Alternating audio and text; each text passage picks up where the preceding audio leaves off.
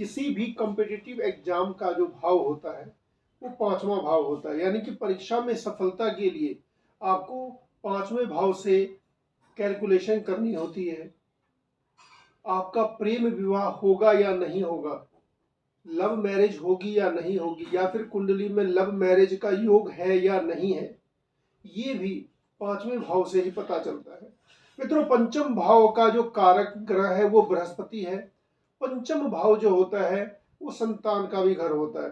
नमस्कार मित्रों, आज के इस एपिसोड में मैं आप लोगों को पांचवें और छठे भाव को जागृत कैसे किया जाए, पांचवें और छठे भाव से संबंधित क्या क्या चीजें निकल के आती हैं, किस प्रकार से आप अपने पांचवें और छठे भाव को पता करेंगे, कैसे आपको पांचवा और छठे भाव से संबंधित प्रिडिक्शन कर पाएंगे, भविष्यवाणी कर पाएंगे।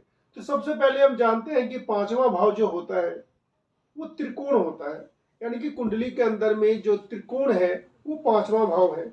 और पंचम भाव संतान का भी घर होता है, त्रिकोण भी है। और पंचम भाव के बारे में ये है कि इसका हमेशा शुभ फल ही मिलेगा, यानी कि पंचम भाव के स्वामी की दशा में हमेशा शुभ फल मिलता है।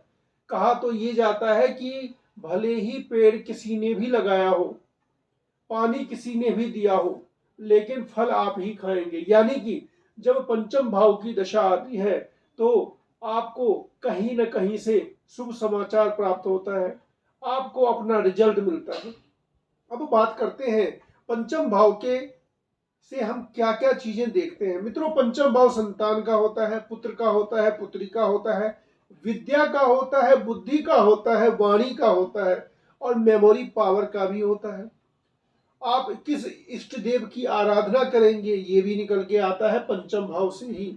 और प्रेम विवाह का जो हम कैलकुलेशन करके जो भविष्यवाणी करते हैं कि ये प्रेम विवाह होगा या नहीं होगा, इसके लिए भी पंचम भाव से ही देखा जाता है कि अगर पंचम और सप्तम या पंचम और नवम में किसी प्रकार का अगर संबंध है और पंचम भाव बलवान है तो प्रेम विवाह होगा। प्रतियोगिता परीक्षा, जो भी कॉम्पिटिटिव एग्जाम्स जो भी लोग दे रहे हैं, उनको भी अपना पंचम भाव कैसे जागृत करना है, कैसे आपको जागृत करना है ताकि आपका कॉम्पिटिटिव एग्जाम निकल जाए, वो भी अभी बतलाता हूं मैं आप लोगों को।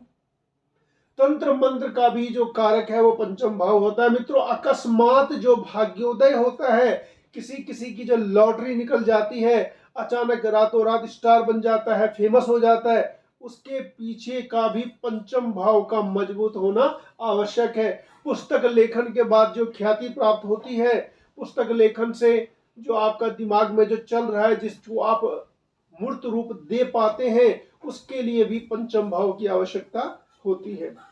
और छठा भाव जो होता है, इसके कारक ग्रह मंगल और शनि होते हैं। छठे भाव से शत्रु, चोर, कष्ट, चोरी, न्यायालय, मुकदमा, बीमारी, कर्जा, ये सारी चीजें निकल के आती हैं। यानी कि छठा भाव अगर आपका मजबूत है, स्ट्रांग है, तो शत्रु, कर्जा, बीमारी कभी आप पर हावी नहीं होंगे। मित्रों, अभी सबसे बड़ी जो जरूरी बात है आजकल के युवाओं में कि एग्जाम दे रहे हैं, रिजल्ट नहीं आ रहा, काफी चिंतित रहते हैं, तो उनके लिए एक सुझाव है कि आपका जो भी लग्न है, आप उस लग्न से देखें कि पंचम भाव में क्या आता है। अब आप मुझे कमेंट भी कर सकते हैं, कमेंट के थ्रू भी मैं आप लोगों को बतला दूंगा कि पंचम भाव में जो भी राशि आती है, जो भी नंबर आता है और उसका जो लॉर्ड है, वो इससे पहले वाले वीडियो में मैंने बताया हुआ है कि जो भी 1 से लेकर के 12 तक जो भी आपका नंबर पंचम भाव में आता है और उसका जो लॉर्ड आता है, उसको आपको आराधना करनी चाहिए और उससे संबंधित रत्न पहनने चाहिए।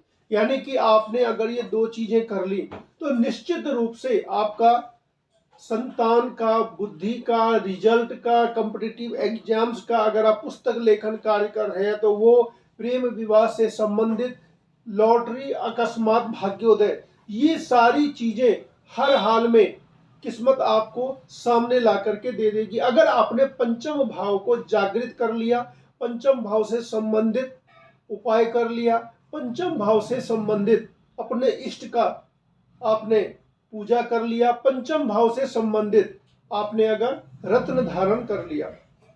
मित्रों, अब नेक्स्ट वीडियो में मैं आपको आगे सप्तम से लेके 12वें तक बतलाऊंगा। शेयर, लाइक, सब्सक्राइब जरूर करें। थोड़ी तबीयत नासाज चल रही है, इसीलिए वीडियो नहीं बना पाया। मिलते हैं नेक्स्ट वीडियो में, तब तक के लिए नमस्कार।